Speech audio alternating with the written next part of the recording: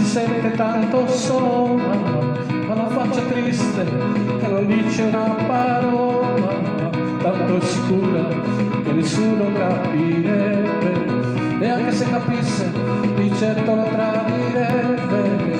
E la sera in camera prima di dormire legge gli amori e tutte le avventure dentro dei libri che qualcun altro scrive, e che sogna la notte ma di giorno poi non vive.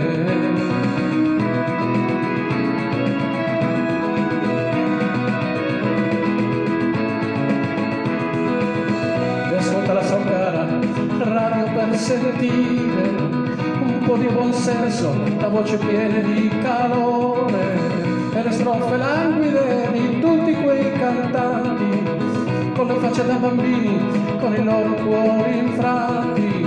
Ma da qualche tempo è difficile scappare, c'è qualcosa nell'aria che non si può ignorare, è dolce ma forte e non ti molla mai. È un'onda che cresce e ti segue ovunque va.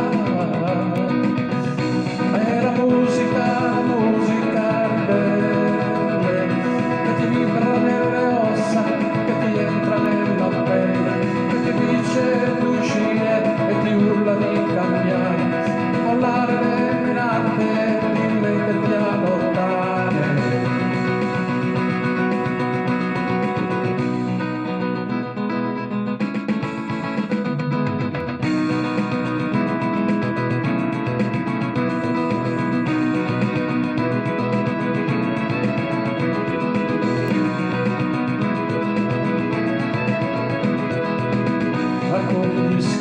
Lui fa la collezione e conosce a memoria ogni nuova formazione, e tanto sogna di andare in California o alle porte del cosmo che stanno su in Germania.